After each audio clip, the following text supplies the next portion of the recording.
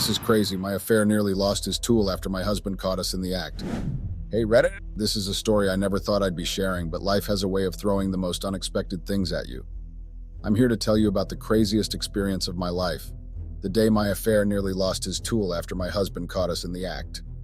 I know it sounds like something out of a soap opera, but it's my reality. My name is Chloe, and I'm 29 years old. My husband, Michael, but I like to call him Mikey, is 30.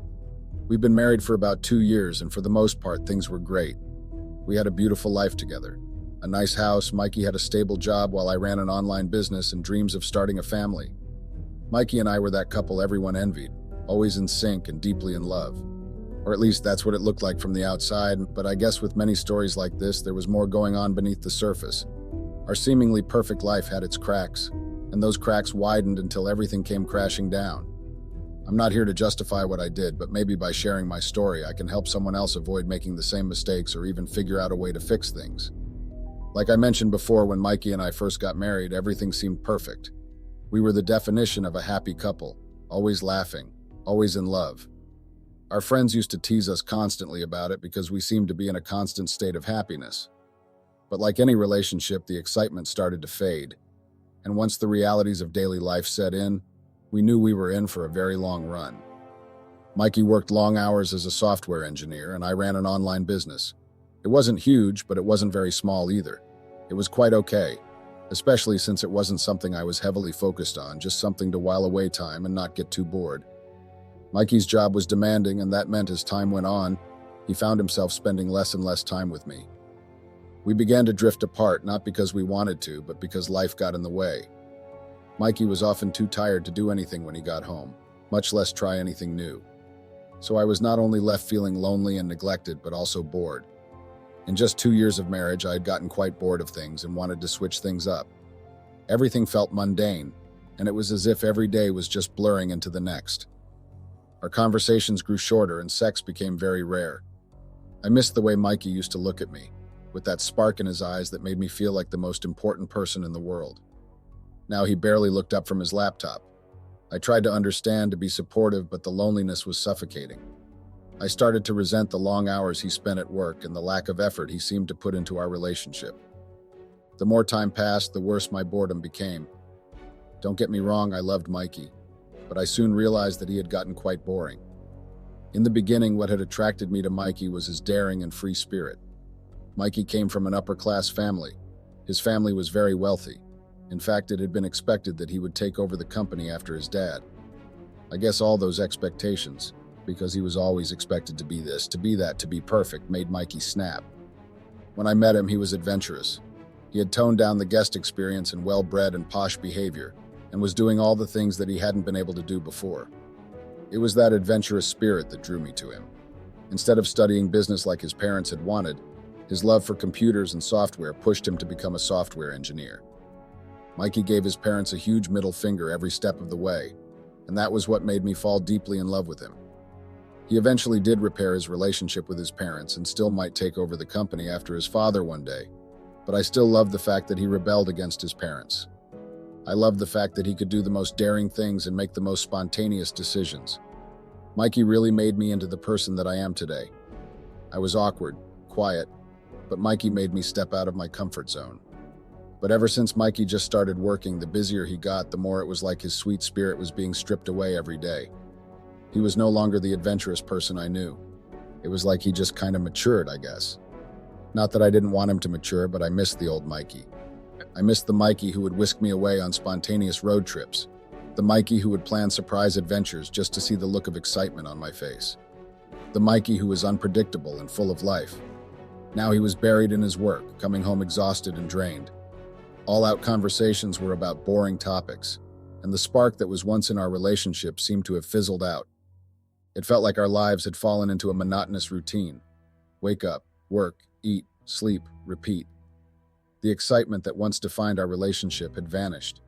I tried to reignite the spark, planning date nights and weekend getaways, but Mikey was always too tired or too busy. I understood the pressures he faced at work, but I couldn't help feeling neglected and unimportant. Mikey was sympathetic about a few things, but not everything. He understood the fact that he was extremely busy and apologized for that. But when I tried to explain that things had become boring and he was no longer his old self, he refused to believe it and argued with me every step of the way. He insisted that he had never changed and that this version of himself was good for him. I tried to explain to him that he had changed. He used to be spontaneous and fun, but now it feels like all he cares about is work. But he wouldn't listen. He argued with me every step of the way, saying that we're adults now and we can't be like we were in college. He said it was silly of me to compare our college selves to who we are now with all our responsibilities. And yeah, maybe he has a point. We have matured and we have more on our plates now. But that doesn't mean we have to lose the spark that made our relationship special, right? I just couldn't fully agree with him. I miss the old Mikey, the one who would surprise me with random adventures and make me laugh until my stomach hurt. It's like he's convinced that being an adult means we have to be serious all the time, and any attempt to bring back some of the fun is just me being immature. I get that life changes and we have to adapt, but does that mean we have to let go of everything that made us happy? The more time passed, the more my frustration grew. I needed something to break the monotony, something to remind me that life was more than just a series of responsibilities and obligations. That's when James came into the picture, and his presence felt like a breath of fresh air. One evening after another silent dinner, I found myself scrolling aimlessly through social media. That's when I stumbled upon an old high school friend's profile. James.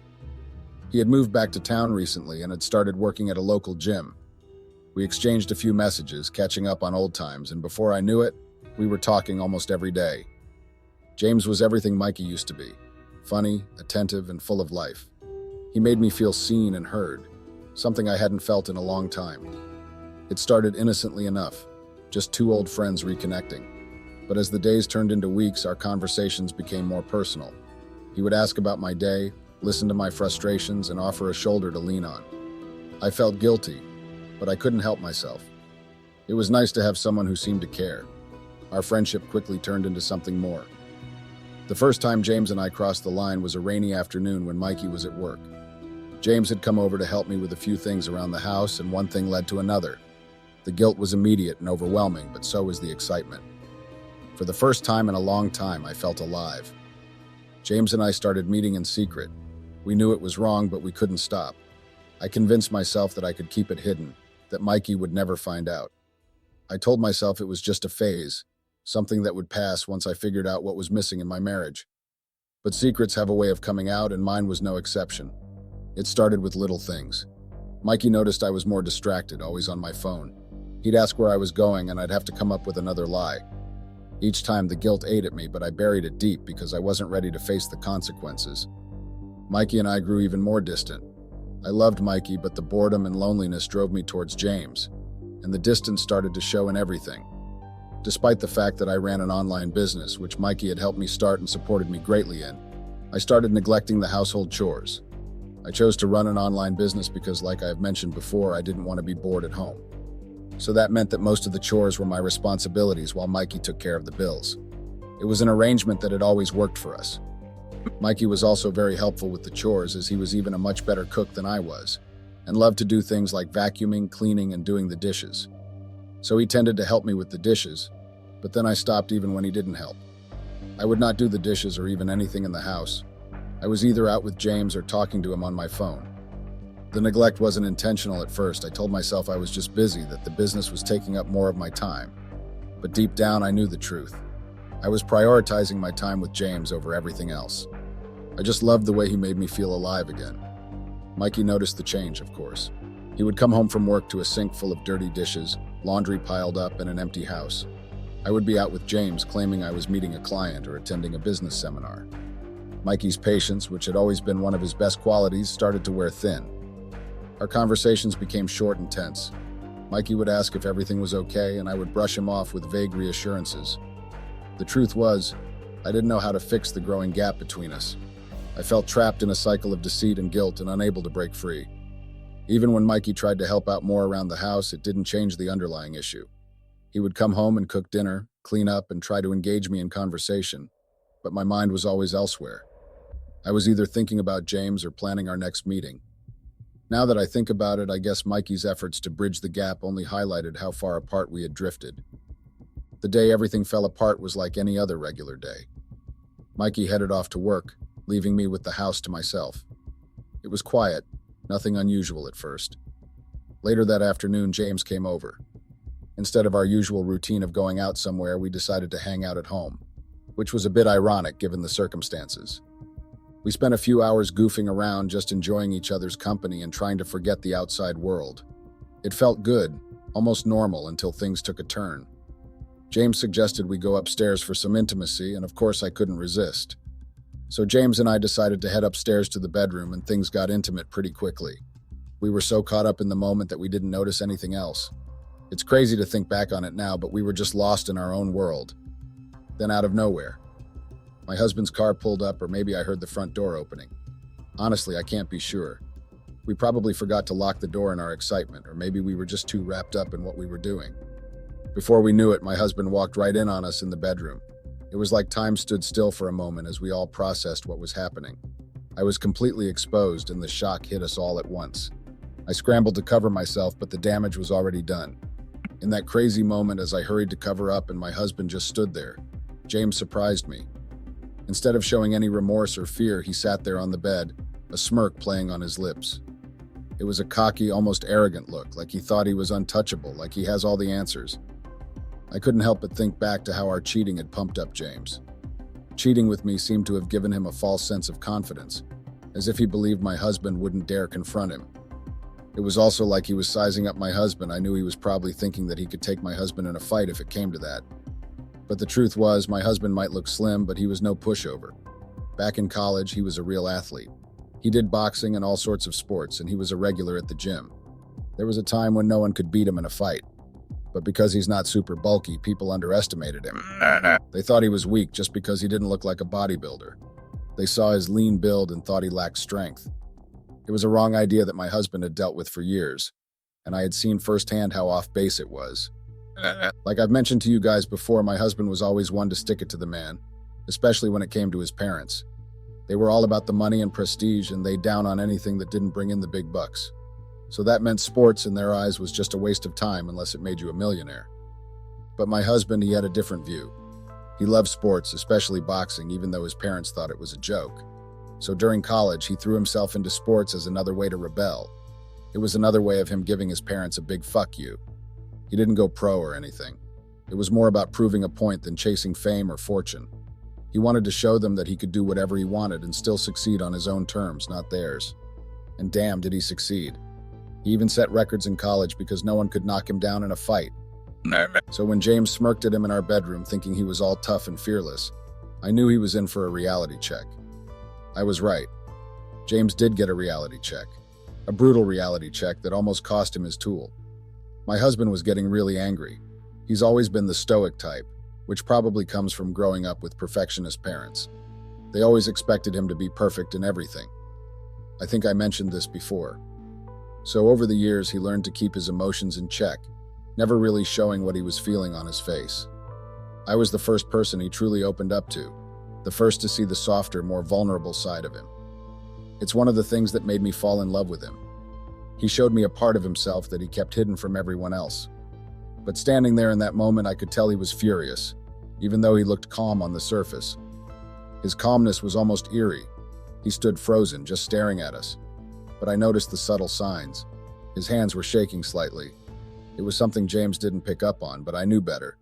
I knew my husband well enough to recognize when he was on the edge. James, on the other hand, seemed completely oblivious. He just sat there with that cocky smirk, thinking he had the upper hand. He couldn't have been more wrong. He had no idea what was coming his way. My husband's anger was like a storm building up. You couldn't always see it coming, but you knew it was there, ready to unleash its full force. And James, sitting there so smugly, was about to face it head on. All of a sudden, my husband lunged at James. Stupid James didn't move out of the way. He didn't even try to dodge. I think he thought he could either maneuver my husband or push him away. But as I'm sure you've already guessed, he couldn't. My husband tackled James to the bed with a force I hadn't seen in years. Before James could react, my husband's fists were raining down on him. Each punch was landing with a sickening thud. James's smirk vanished in an instant, and it was immediately replaced by shock and pain. He tried to shield and cover himself, but my husband was relentless. Each punch was harder than the last. It was like it had been building up inside him for a while. I was silent because I was in shock. The only thing you could hear in the room was that of fists connecting with flesh and James's muffled groans. It was a brutal, one-sided fight. My husband's years of boxing training came back to him like second nature, and James didn't stand a chance. After what felt like an eternity, my husband finally paused. James lay on the bed, battered and bruised, barely able to move. But it wasn't over. My husband wasn't done. With a cold, almost calculated calmness, my husband grabbed James by the collar and dragged him off the bed. James was disoriented and in pain, and he could do nothing to resist. My husband threw him to the floor with a brutal force. And then, in a move that made even my blood run cold, my husband started stomping on James's tool. The first stomp drew a brutal scream from James. The sound was so raw and primal that it literally sent chills down my spine.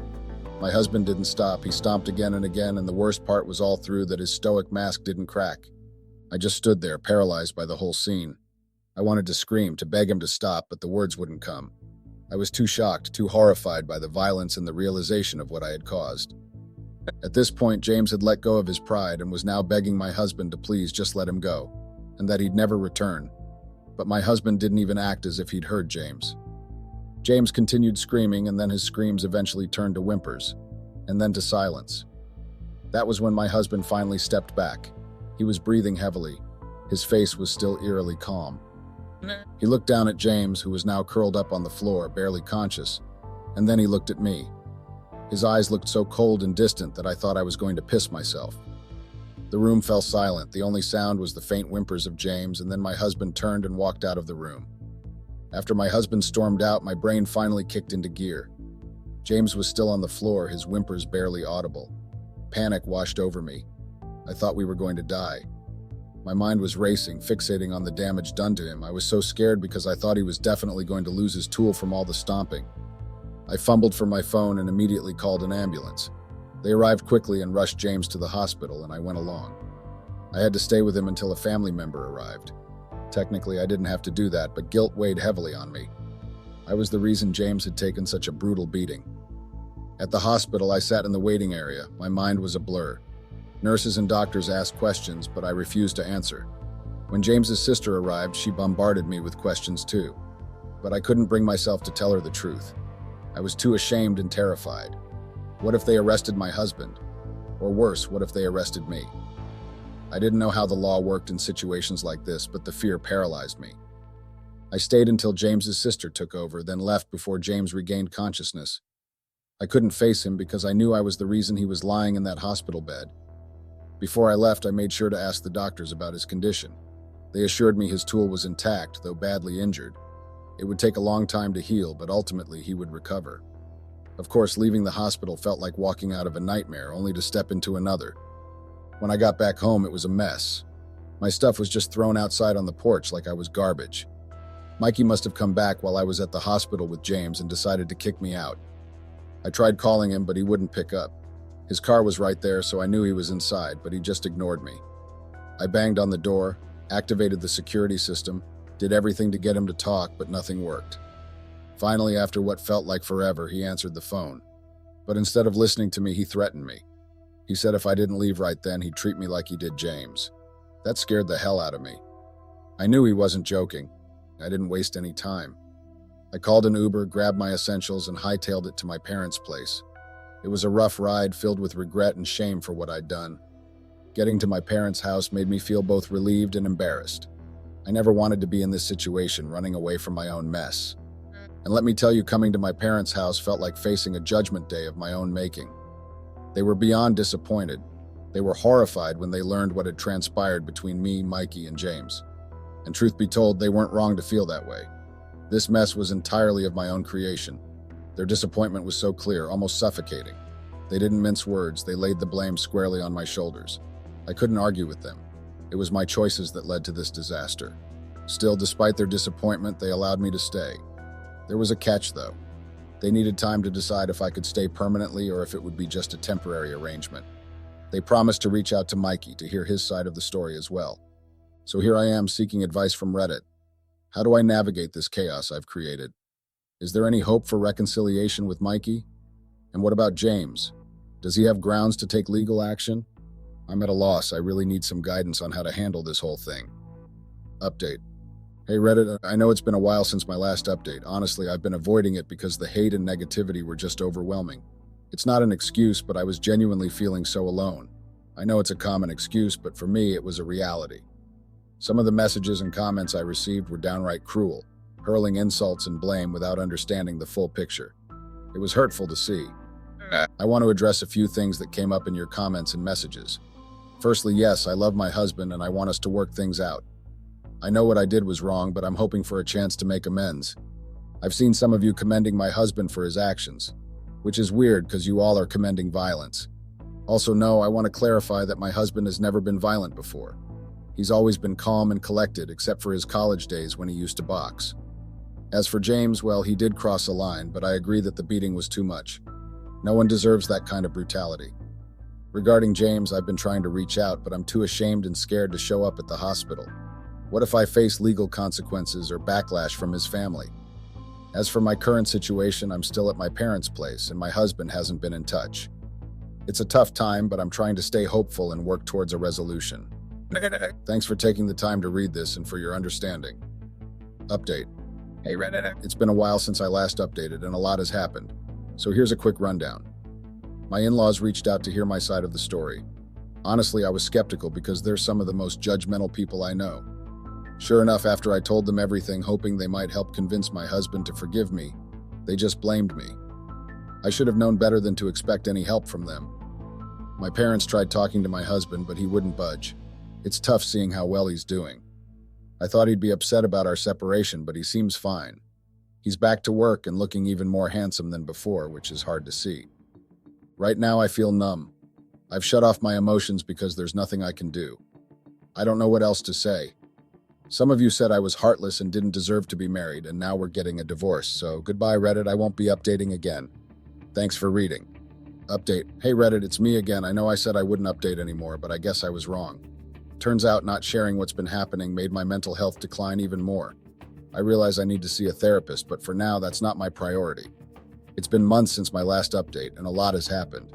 So here's everything that's been going down. First of all, my online business is gone. It was my main source of income after my husband kicked me out, and now it's completely ruined. It all started with a flood of bad reviews on Yelp. People were posting horrible things about my business that weren't true. Then it spread to other social media platforms where I started getting really nasty comments. My business took a nosedive and eventually crashed. After a while, I got locked out of my accounts and haven't been able to log back in. I suspect my husband had something to do with it, but I have no proof. Without my business, I've had to rely entirely on my parents. They've been trying to console me, but I guess they see that I'm not really processing the grief. Again, I know I need a therapist, but it just isn't my priority right now. I also finally got in touch with James. Remember how I was scared to visit him in the hospital because I didn't want to get arrested? Well, I called him recently. He was really angry at first, but after I explained that it was my husband who beat him up, not me, and that he kind of deserved it for being cocky, he calmed down. He let me visit him and he's still recovering, but generally okay. What really shocked me was what he told me during my visit. He said he tried to get my husband arrested 4 different times. He went to the police station and filed reports, but the police never followed through. On the 4th attempt, they basically told him to stop coming and not to bother because even if he tried to sue, the case would get thrown out due to my husband's family's influence. I was stunned. I knew my husband's family was powerful. They're upper class and wealthy, but I didn't realize just how powerful. They've been in this town for years and have a lot of pull. My parents weren't very surprised when I told them about James' experience with the police. They said they knew my husband's family had that kind of influence. So that's the latest. I'm still at my parents' house trying to figure out my next steps. My husband won't forgive me and just tells me to wait to get served with divorce papers, and I'm stuck in this mess. If anyone has any advice on what to do next, I'd really appreciate it. Thanks for reading. Update. Hey Reddit, it's me again. This is my final update. I'm probably never going to update after this because I am now in therapy. Therapy is helping me, and staying on Reddit and reading all the bad comments and DMs just counteracts that. It makes me feel worse, so I'm going to quit Reddit after this. Maybe I'll make a new account just to read anonymously because I do like Reddit, but the hate is too much. First of all, the divorce has been finalized and I got nothing. Yes, I'm not joking, I got literally nothing. In my state, divorce is a big deal, and because we were only together for 2 years with no kids and no debts to split, I walked away with nothing. I was working while with my husband, so I wasn't a stay-at-home wife or anything of the sorts. I was disappointed, and so were my parents, but there's nothing else I can do. I'm still at my parents' place, living off them or leeching, I guess. I don't even know what to do next. I'm probably going to need to get a 9-to-5 job because I have no other choice. Starting another online business takes time and dedication, and time is definitely not on my side right now. Maybe I can try again later in the future, but for now I need to focus on getting stable. That's pretty much it. That's all I wanted to say. Goodbye, Reddit.